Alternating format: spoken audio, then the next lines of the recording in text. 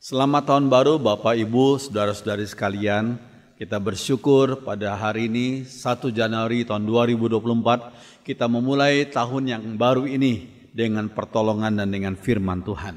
Kita mohon Tuhan dengan kuasa Roh Kudus membimbing kehidupan kita baik dalam studi, pekerjaan, pergaulan dan segala bisnis yang kita lakukan. Mari kita berdoa. Kami bersyukur untuk tahun yang baru ini, kami bersyukur untuk berkat Tuhan, penyertaan Tuhan, janji-janji Tuhan, dan kasih setia Tuhan yang tidak pernah meninggalkan kami. Kami percaya pada tahun yang baru ini Tuhan pelihara kami seperti Tuhan memelihara kami pada tahun-tahun yang lalu. Terima kasih Tuhan berfirman kepada kami lewat lidah hamba-Mu, sensor tuturkan sikap hamba-Mu, sehingga hamba-Mu layak menjadi juru bicara. Berfirmanlah kepada kami dalam nama Tuhan Yesus. Amin. Pada tahun yang baru ini saya memberikan tema khotbah Trust and Obey, percaya dan taat. Yang saya ambil dari Lukas 1 ayat 38. Yuk mari kita baca sama-sama ya. Kata Maria, sesungguhnya aku ini adalah hamba Tuhan. Jadilah padaku menurut perkataanmu itu. Lalu malaikat itu meninggalkan dia. Jadilah padaku menurut perkataanmu itu. Trust and obey. Percaya dan patuh. Percaya dan taat. So sekalian, apa sih alasan kita untuk taat kepada Tuhan? Seringkali sebagian orang Kristen, hamba anak-anak Tuhan berkata, kayaknya perintah Tuhan seperti nggak masuk akal dah. Sepertinya perintah Tuhan tuh melampaui akan kekuatanku untuk melaksanakannya. Masalahnya, apa alasan untuk kita taat kepada perintah Tuhan, untuk kita taat pada kehendak Tuhan? Mari kita mempelajari satu persatu. Yang pertama, kita taat kepada Tuhan karena kita percaya kepada Tuhan. Percaya kepada Tuhan. Ketaatan itu tidak bisa dipisahkan dari sikap percaya. Karena kita percaya, maka kita taat. Lalu sekalian kita lihat gambar ini, seorang anak kecil, saya tidak tahu berapa usianya, ya, tapi dia melompat dari sebuah batu, ya, yang cukup tinggi bagi dia, dan ayahnya di bawah siap untuk menerima dia. Seorang anak ini bisa taat karena percaya pada ayahnya. Ayahnya berkata dari bawah, ayo, ya, silakan lompat, nanti ayah akan tangkap kamu. Sehingga kamu tidak akan jatuh dan kakimu tidak terkena batu. Terus kemudian anak itu taat. Kenapa anak itu taat? Karena dia percaya kepada ayahnya. Kita taat pada perintah Tuhan, pada firman Tuhan, karena kita percaya pada Tuhan kita, Bapa kita di surga, yang kita percaya dalam nama Tuhan kita, Yesus Kristus. Puji Tuhan. Jika sungguh-sungguh percaya kepada Tuhan, kita akan taat pada semua perintahnya. Kenapa kamu nggak taat pada semua perintahnya? Karena mungkin kamu tidak sungguh-sungguh percaya pada Tuhan. Ya. Lalu sekalian, mengapa sebagian umat Tuhan tidak taat memberi persepuluhan, tidak taat mengembalikan persepuluhan? Lebih tepat kita katakan mengembalikan persepuluhan. Sebab itu miliknya Tuhan. Toh. Kenapa sebagian umat Tuhan tidak mengembalikan persepuluhan? Karena mereka tidak atau kurang percaya pada perintah dan janji Tuhan. Sebagian anak Tuhan berkata, Tuhan, aku tidak kasih persepuluhan saja, penghasilanku terbatas.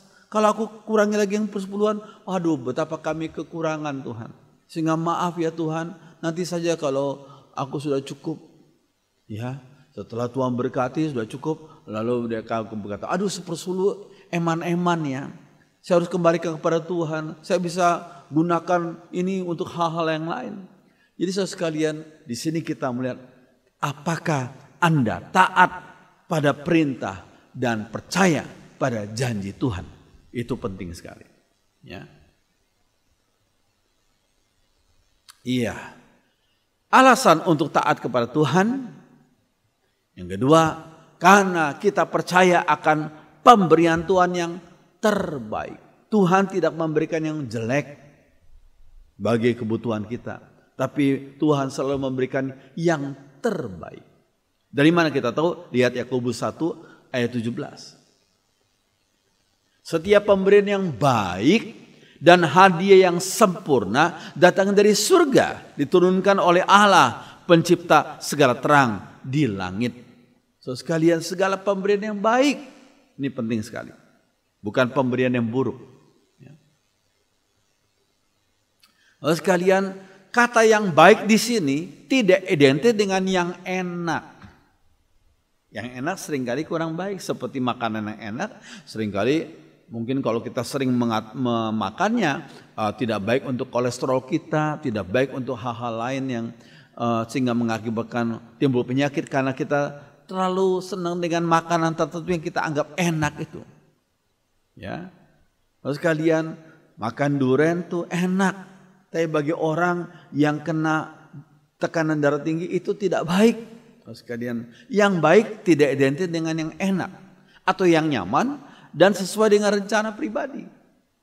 Orang yang sudah dari kecil selalu hidup nyaman, akhirnya semangat juangnya kurang tinggi karena selalu hidup dalam suasana yang nyaman.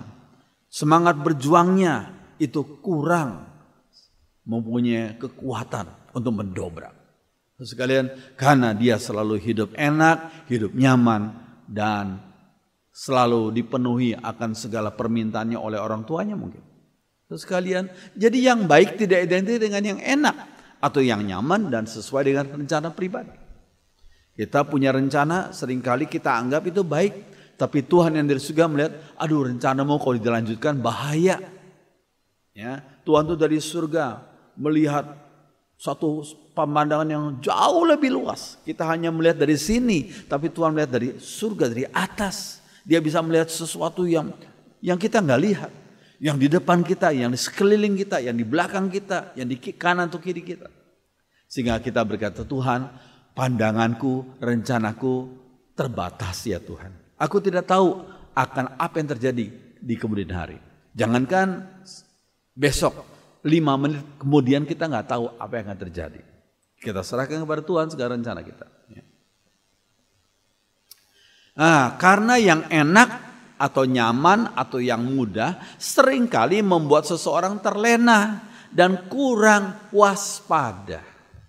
Karena semuanya enak, semuanya nyaman, semuanya lancar-lancar. Akhirnya kita jadi kurang waspada. Kita tertidur saja. Rohani kita tidak berjaga-jaga. Ya. Yang baik itu yang sesuai dengan kehendak dan pimpinan Tuhan yang maha bijak. Jadi kalau firman Tuhan berkata yang baik itu berarti yang sesuai dengan kehendak dan pimpinan Tuhan, juga yang bisa jadi berkat bagi banyak orang. Kita seringkali hidup kita egois, yang penting diri kita, yang dari kita untung, diri kita baik, keluarga kita baik, untung. Tapi kita nggak pikir tentang bagaimana nasib tetangga kita, bagaimana nasib langganan kita, bagaimana dengan nasib orang-orang yang setiap hari kita temui. So, sekalian, kita tidak boleh egois atau egosentris. Kita berkata, Tuhan tahu yang baik, bukan hanya bagi diriku sendiri, bukan hanya bagi keluargaku sendiri, tapi baik juga bagi orang-orang lain. Puji Tuhan. Ya. Yang baik bagi Yusuf dan Maria serta bayi Yesus adalah kandang binatang dan palungan. Nah, ini kata yang baik saya kasih tanda kutip ya. Karena sudah mungkin pikir, kok lahir di kandang binatang, ditaruh di atas palungan, kok baik? Ya, bagi Tuhan tuh baik. Kenapa demikian? Ya, apakah dengan memakai tempat seperti itu, kandang binatang dan palungan, nama Tuhan dimuliakan? Itu pertanyaannya. Ya. Tempatnya begitu sederhana. Ya, saya pikir semua saudara yang mendengar atau menonton video ini tidak pernah lahir di kandang binatang dan ditaruh di palungan, bukan? Tapi bayi Yesus lahir di kandang binatang dan ditaruh di palungan. Tempat makannya binatang itu, ya, palungan itu tempat makannya keledai, ya. Ya, saya jawab, ya itu baik. Karena dengan lahir di kandang, maka para gembala, itu kelompok orang yang pertama kali datang melihat bayi Yesus, itu para gembala. Para gembala itu siapakah? Para gembala adalah kelompok orang yang paling dihinakan dalam masyarakat Yahudi. Ya, walaupun peranan mereka sangat penting, karena mereka mempersiapkan domba-domba yang bisa dipersembahkan di bait Allah, tapi mereka dalam kehidupan sosial sangat dihinakan dalam masyarakat Yahudi. Ya, karena dengan lahir di kandang, maka para gembala itu bisa datang menyembah bayi Yesus. Coba kalau bayi Yesus lahir di istana, mana mungkin para gembala yang dihinakan itu boleh berkunjung melihat bayi Yesus? Ya, orang-orang akan menolak, mengusir gembala itu. Tapi karena bayi Yesus lahir di kandang yang dihinakan, maka para gembala adalah kelompok yang pertama kali datang melihat bayi Yesus. Puji Tuhan. Lalu sekalian, apakah dengan mengungsi ke Mesir waktu Yesus masih bayi itu, nama Tuhan dimuliakan? Bukankah itu berarti papa mamanya Yesus seperti kalah ya? Kan bayi ini bayi Tuhan Yesus, ya, kok diungsikan ke Mesir? Sudah tahu, mereka harus mengungsi ke Mesir. Mungkin perjalanannya dengan keledai itu, ya, harus mereka memakai 22 hari dengan jalan kaki. Ya. Maria duduk di atas keledai dengan bayinya, bayi Yesus, ya. Kemudian Yusuf menuntun keledai itu, mungkin membutuhkan 22 hari. Ya. Sekalian, ya, segala tindakan mereka, perbuatan mereka itu dan pengungsian mereka itu sebenarnya tanpa mereka sadari, mereka sedang menggenapi nubuatan dalam Hosea 11 ayat 1. Dikatakan apa? Tuhan berkata, aku mengasihi Israel sejak ia masih kecil, ku panggil anakku itu keluar dari Mesir. Ini dikutip oleh Matius pasal yang pertama dan kedua itu. Ya, dikatakan dia Matius mengutip dan ditaruhnya dalam Matius pasal 2. Hosea 11 ayat 1. Tuhan berkata, aku mengasihi Israel sejak ia masih kecil, ku panggil anakku keluar dari Mesir. Jadi saudara sekalian, tindakan Yusuf Maria mengungsi ke Mesir itu adalah untuk menggenapi Hosea 11 ayat 1 tanpa mereka sadari. Ya, lihat Yakobus 1:17. Setiap pemberian yang baik dan hadiah yang sempurna datang dari surga, diturunkan oleh Allah, pencipta segala terang di langit. Ialah Allah yang tidak berubah dan tidak pula menyebabkan kegelapan apapun. Ya, segala pemberian yang baik, pemberian Allah itu yang baik, hadiah yang sempurna katanya. Ya, puji Tuhan. Oke, alasan untuk taat kepada Tuhan. Yang ketiga, karena kita percaya Tuhan pasti bertanggung jawab dalam semua programnya. Kalau Tuhan mau punya program, pasti dia bertanggung jawab untuk melaksanakan dan menuntaskannya. Tuhan pasti melindungi Maria sehingga tidak dirajam batu. Jadi menurut Taurat, perempuan yang belum menikah sudah hamil, wah, itu bisa berakibat dia dirajam batu itu. Baik oleh suaminya maupun oleh orang-orang sekampungnya. Tapi di sini kita melihat Tuhan yang berkarya, Roh Kudus yang berkarya, rahimnya Maria hanya dipinjam ya oleh Roh Kudus ya, dan Roh Kudus yang menjaga Maria dari segala ancaman perajaman dari batu itu. Tuhan pasti sediakan segala kebutuhan mereka selama di jalan. Maksudnya jadi mereka dari Bethlehem ke Mesir itu, pasti Tuhan sediakan kebutuhan, dan selama hidup di Mesir di negeri orang, Tuhan pasti sediakan berkat. Baik, dari mana kita tahu? Ya, waktu bayi Yesus sudah lebih besar tapi belum 2 tahun ya, di situ Tuhan mengizinkan orang-orang Majus untuk datang. Mereka adalah orang-orang kaya yang datang dari timur. Dan mereka dikatakan membawa persembahan mereka, emas, kemenyan, dan mur. Sekalian, jadi orang Majus datang dari jauh, diutus Tuhan untuk menyediakan ya emas, mur, dan kemenyan bagi Yusuf dan Maria untuk tinggal di Mesir selama beberapa tahun. Nah, saya yakin emas, kemenyan, dan mur itu dijual sedikit demi sedikit oleh Yusuf dan Maria untuk mendukung kebutuhan mereka sehari-hari selama mereka mengungsi ke Mesir, selama mereka di perjalanan pulang pergi. Ya, oh Tuhan pasti buka jalan dalam segala programnya. Ku tahu Tuhan pasti buka jalan. Kalau ku hidup suci tidak turut dunia, ku tahu Tuhan pasti buka jalan. Puji Tuhan, biar pada tahun yang baru ini kita percaya kalau kita hidup benar di hadapan Tuhan, kita taat pada perintahnya, Tuhan pasti buka jalan. Puji Tuhan. Iya, saya ingat waktu itu tahun 81 gitu. Waktu saya mau ke Saat Malang ya, Seminar Alkitab Asia Tenggara. Sudah diterima, tapi belum tahu siapa yang bisa jadi sponsor, yang mau jadi sponsor saya. Puji Tuhan, karena yakin ini pimpinan Tuhan, saya terus berdoa dan saya terus melayani. Waktu sebelum pergi ke Saat saya tetap melayani Tuhan. Ya. Nah, sewaktu saya menjadi pengiring musik di satu ibadah di Hotel Said Jaya, Jalan Sudirman, Jakarta itu. Lalu ada seorang berbisik pada saya, Robi, ada seorang yang sedang tunggu kamu di luar. Ya, di depan auditorium itu. Saya bilang nanti ya, saya masih main musik ini. Nanti kalau udah selesai saya akan temui dia di luar. Ternyata puji Tuhan. Lalu kemudian orang itu baru pertama kali saya ketemu. Orang itu tanya, bapak-bapak ya, kamu Robi ya? Iya. Apa betul kamu mau ke Saat? Betul. Bapak tahu dari mana? Ada sajalah yang kasih tahu. Kamu sudah mendapatkan sponsor? Oh belum Pak. Mau nggak kamu disponsori? Oh puji Tuhan, itu yang saya doakan Pak. Ini saya punya bos katanya, itu mensponsori 500 hamba Tuhan.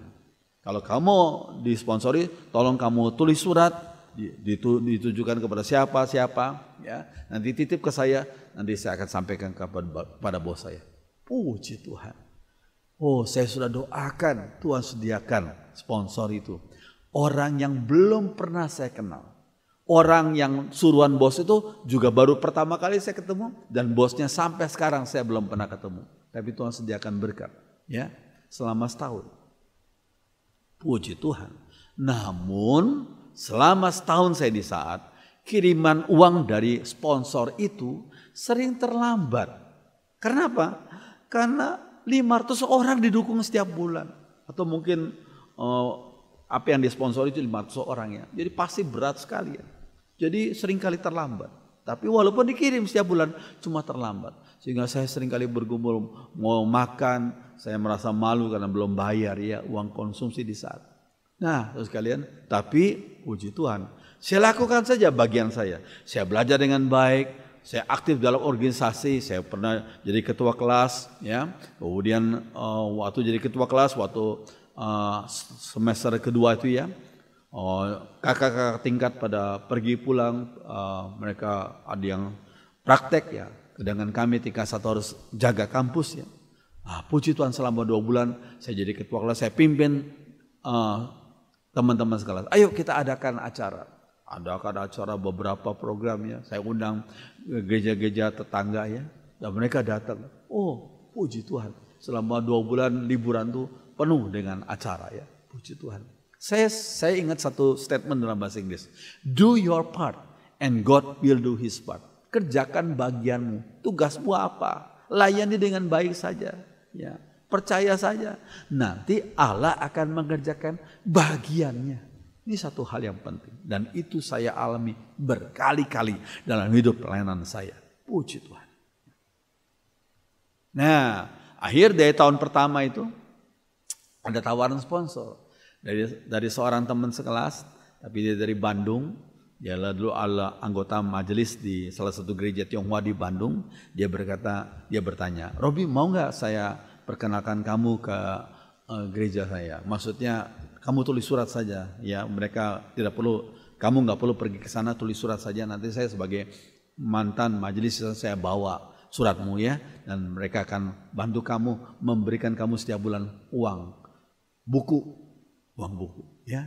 Lalu kemudian ada seorang dosen yang sekarang sudah dipanggil Tuhan yang berkata, ada seorang pendeta di Jakarta mau dukung 2 orang mahasiswa.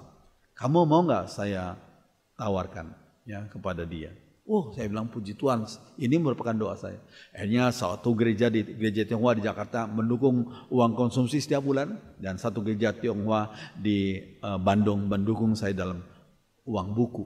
Puji Tuhan, dan itu berlangsung sampai saya selesai. Puji Tuhan. Ya, saudara sekalian, ini suatu hal yang penting. Selama kami di saat kami diajari misi iman, faith mission, misi iman. Dalam semua kebutuhan kami diajar untuk berdoa, lapor kepada Bapa Surgawi.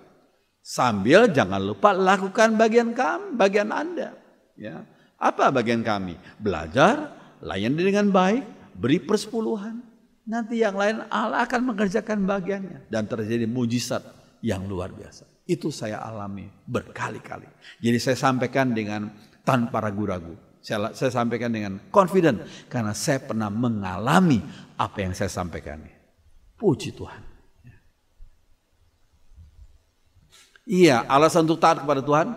Karena percaya Tuhan tuh tahu arah yang benar. Tuhan tuh tahu arah yang benar. Iya. Tuhan dalam Keluaran 13 ya, berjalan di depan mereka, itu umat Israel. Pada siang hari ya, dalam tiang awan, umat Israel berada di padang gurun ya, untuk menuntun mereka di jalan, dan pada waktu malam dalam tiang api untuk menerangi mereka sehingga mereka dapat berjalan siang dan malam. Pada siang hari ada tiang awan, pada malam hari ada tiang api ya. Kenapa? Ya, dengan tidak beralih tiang awan itu tetap ada pada siang hari dan tiang api pada waktu malam di depan bangsa itu. Sekalian, tiang awan dan tiang api. Ya, ini contohnya saja, tapi mungkin jauh lebih hebat dari ini ya. Tiang awan, karena berjalan di padang gurun pasti panas sekali. Sehingga tiang awan itu seperti payung luar biasa raksasa, super giant payung.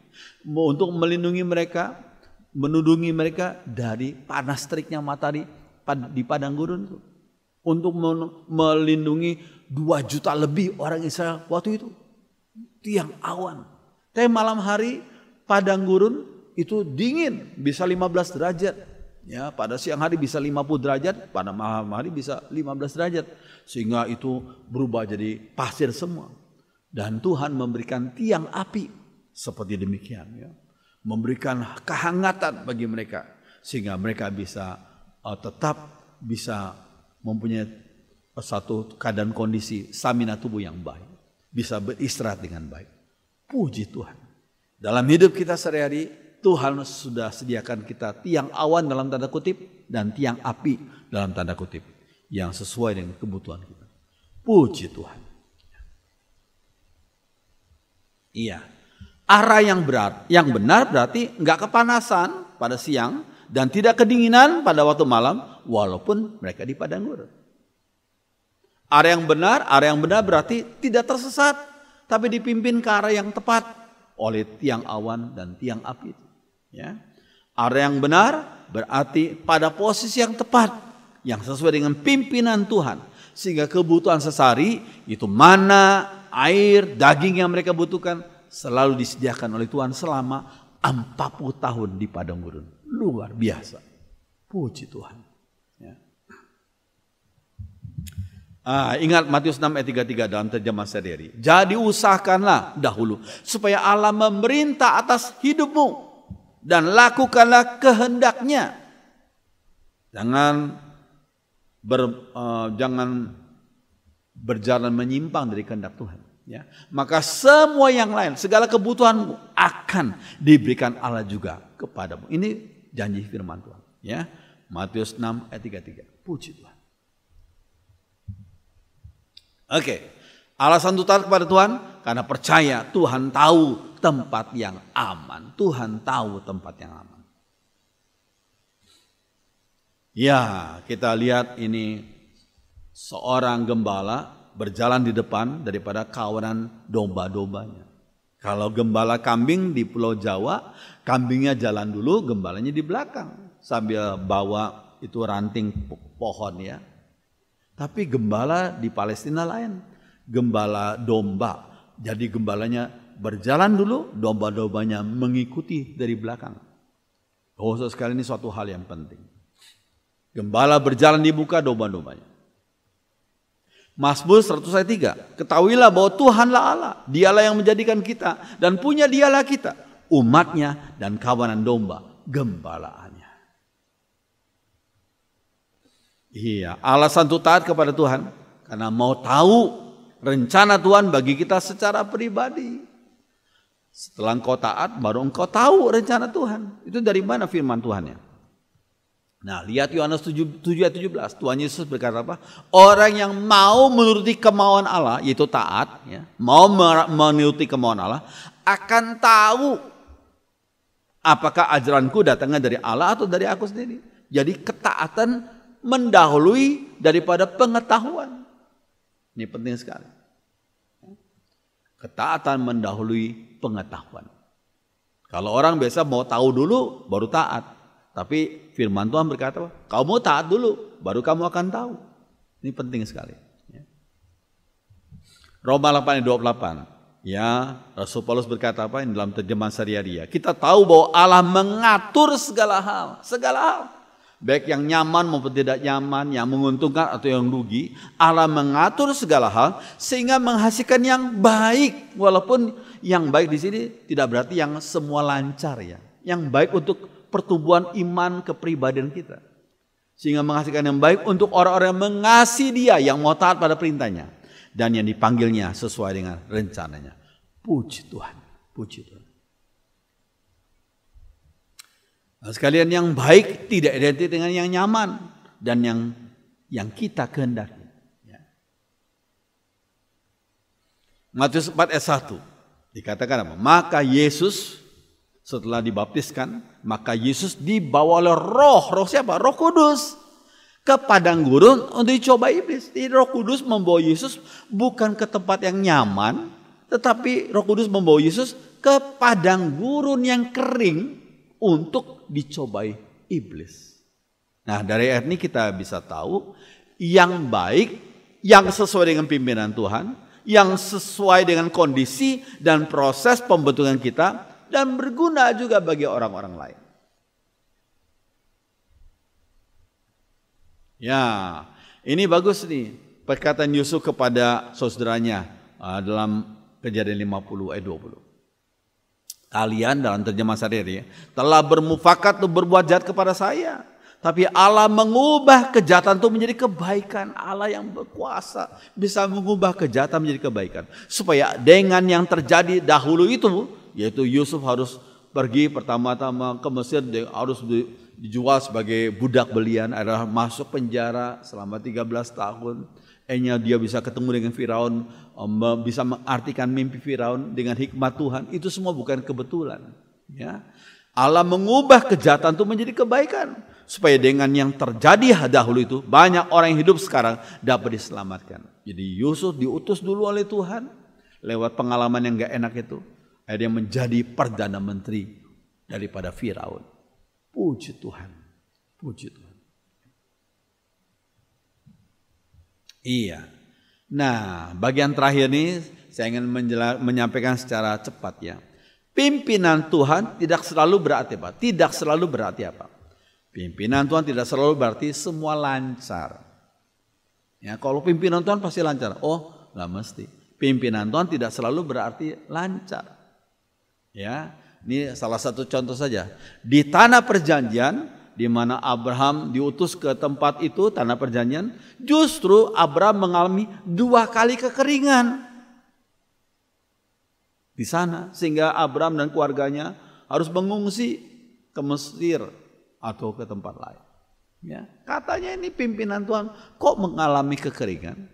Ini di tanah perjanjian. Jadi sekali lagi pimpinan Tuhan tidak selalu berarti lancar.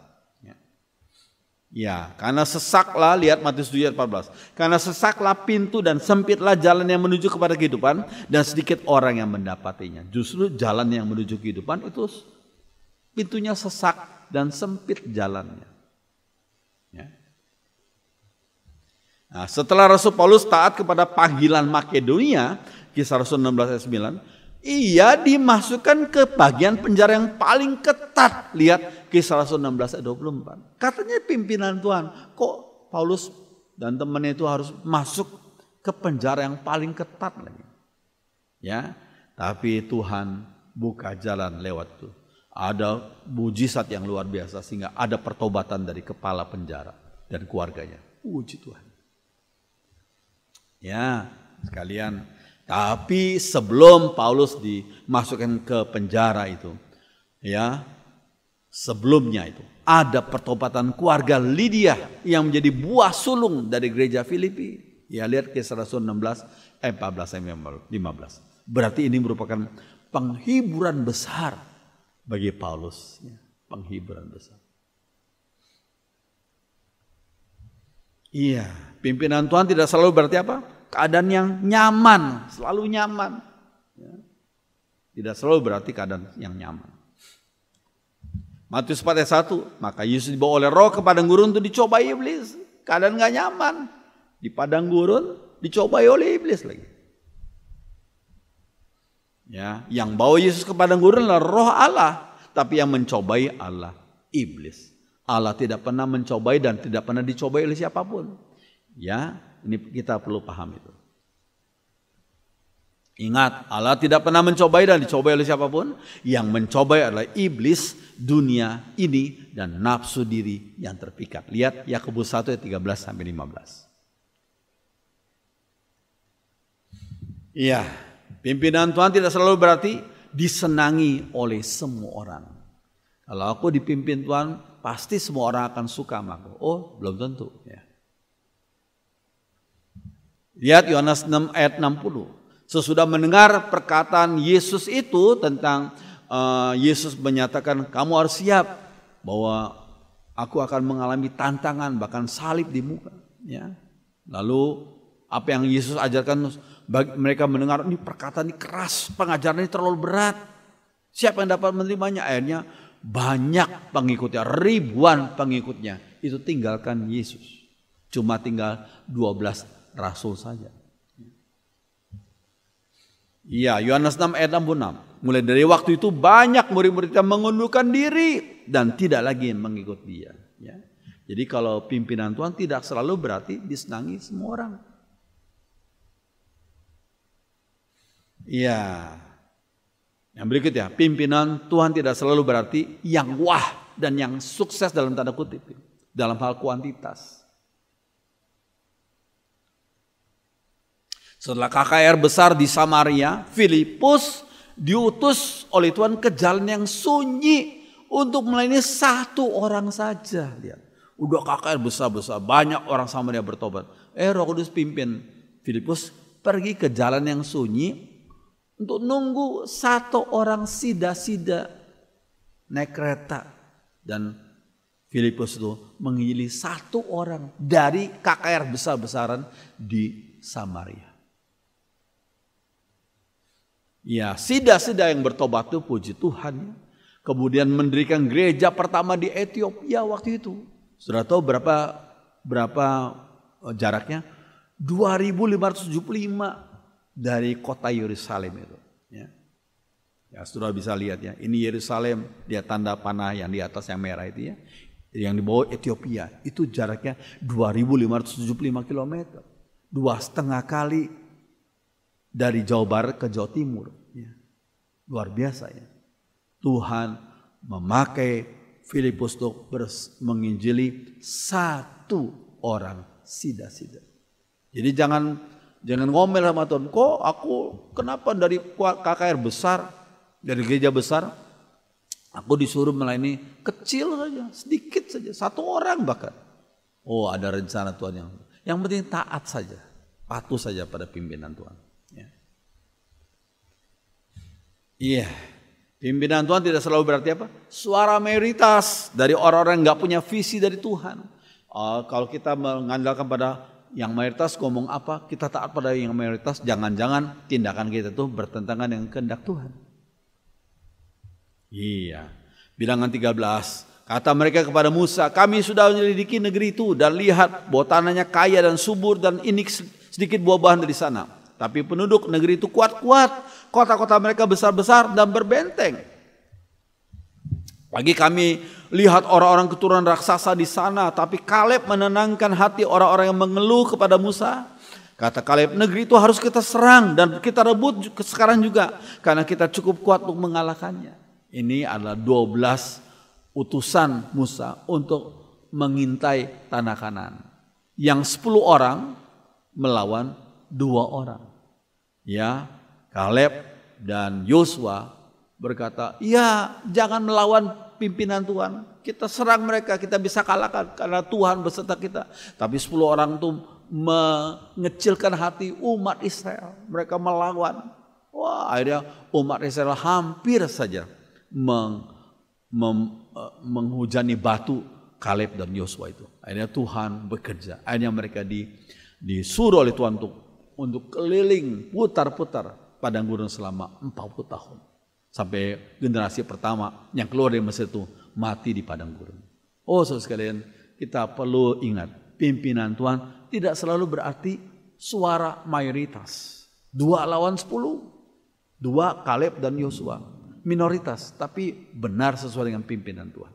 Tapi sayang orang Israel mengikuti akan 10 orang yang melawan kehendak Tuhan. Ya. Oke, pimpinan Tuhan tidak selalu berarti yang instan, yang serba cepat. Semua biasanya orang zaman ini maunya yang instan, tapi pimpinan Tuhan tidak selalu berarti yang instan.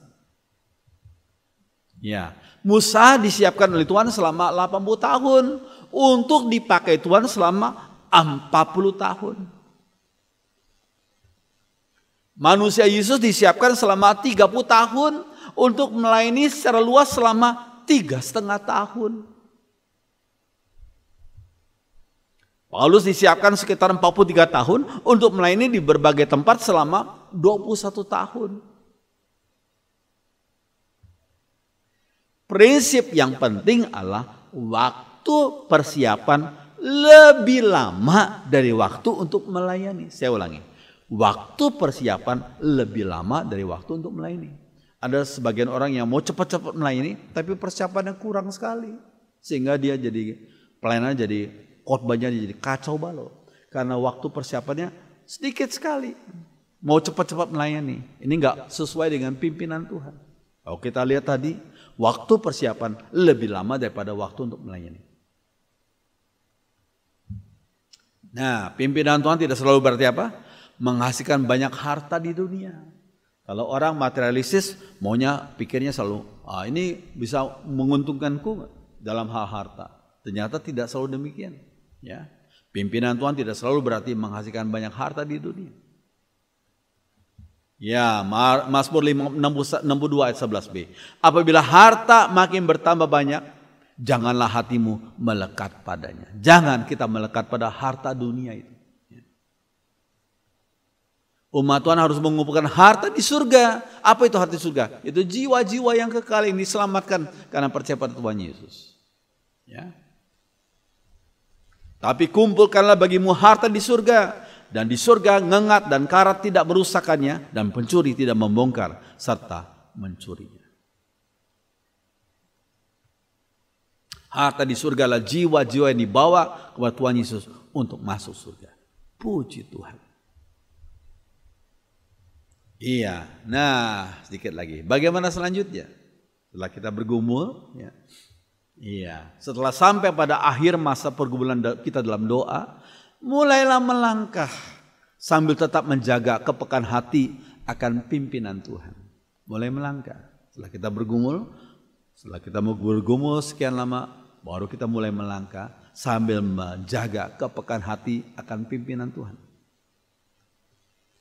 Minta Tuhan beri damai dalam hati jika kita melangkah sesuai dengan pimpinannya. Dari mana kita tahu? Yesaya 32 ayat 17. Di mana ada kebenaran sesuai dengan kehendak Tuhan, di situ akan tumbuh damai sejahtera. Dan akibat kebenaran adalah ketenangan dan ketenteraman untuk selama-lamanya. Puji Tuhan. Biarlah kita memulai tahun yang baru ini dengan berdasarkan pada firman Tuhan. Kita bersyukur, kita memuji Tuhan. Mari kita berdiri sekalian, kita nyanyikan satu lagu, Ku beserta Tuhan dalam perjalanan. Mari kita berdiri, kita akan nyanyikan lagu ini.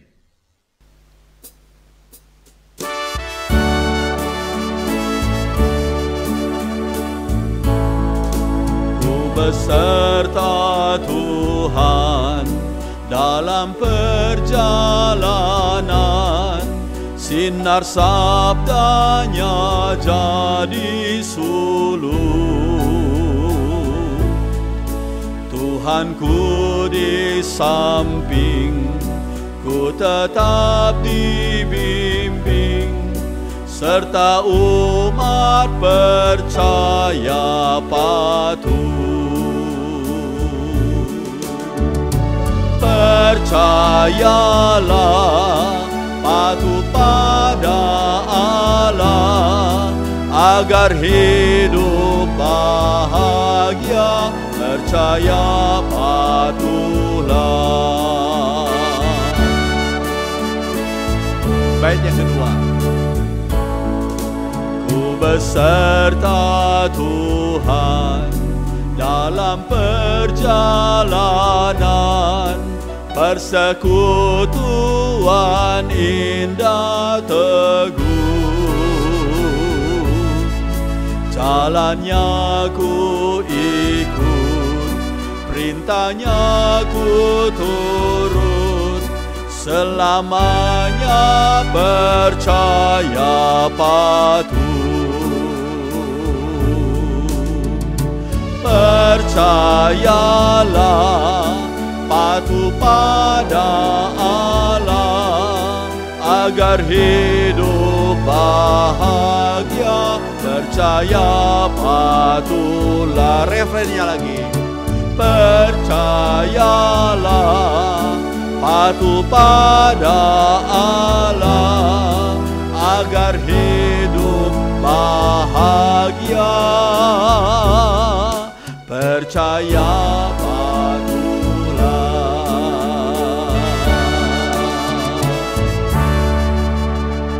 kami bersyukur, tolong kami Tuhan pada tahun yang baru ini untuk percaya dan patuh, taat pada semua perintah Tuhan. Karena kami percaya Tuhan Yesus dengan kuasa Roh Kudus menyertai kami dalam hidup kami dan pelayanan kami sehari-hari. Pimpinlah kami mulai tahun yang baru pada hari pertama ini. Kayaknya Tuhan tolong kami. Dalam nama Tuhan Yesus. Semua orang beriman mengatakan, amin. Silakan duduk. Mari kita menyiapkan hati kita untuk menerima perjamuan kudus.